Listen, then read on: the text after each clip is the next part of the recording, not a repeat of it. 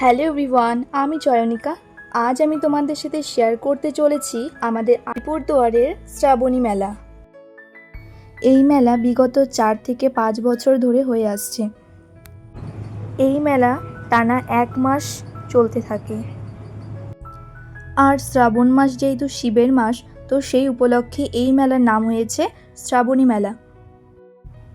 এই মেলায় আমরা দুজনে যাচ্ছি, মানে আমি আর দিদি। তো লাঞ্চটা আমরা বাইরেই সেরে ফেললাম। তো এই যে মেলার সামনে এসছি, তো এখান থেকে টিকিট কাটতে হবে এবং টিকিটের দাম মাত্র 10 টাকা করে।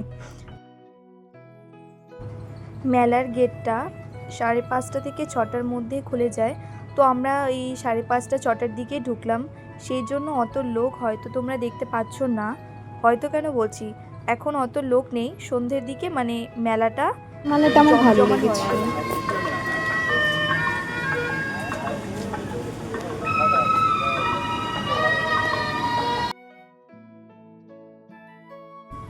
এখানে কসমেটিক্স থেকে শুরু করে তোমাদের যা চাই, মানে একটা সংসারে মানে যা কিছু লাগে তোমরা সব কিছুই পেয়ে যাবে এখানে।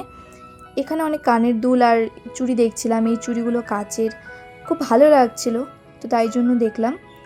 তো এখানে অনেক কিছু ক্লিপস, এই তো ঠাকুরের সব কিছু জিনিসপত্র, মানে প্রায় সব পাবে তোমরা।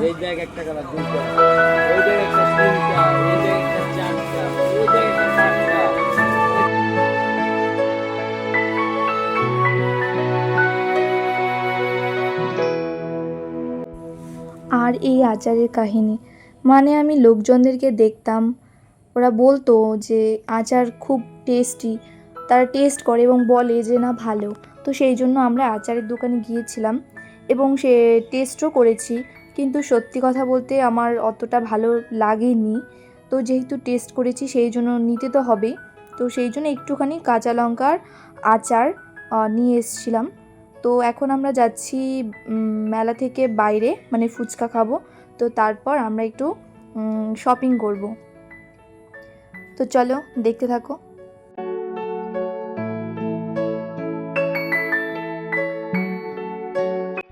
এখানে আমরা দেখছিলাম যে দুর্গাপুজোর কিছু কালেকশন এসছে কিনা। দেখলাম বেশ ভালো ছিল, তবে আজকে নেব না, আমরা আরেকদিন আসবো, তখন মানে পুজোর কেনাকাটা করব। তবে মোটামুটি ভালোই এসছে। তো এই যে এগুলো ট্রাই করেছিলাম। তো আমাদের এই ছোট্ট মিনি ভ্লগটা কেমন লাগলো অবশ্যই জানিও, আর ভালো লেগে থাকলে একটা লাইক করে দিও। তো আজকের জন্য টাটা।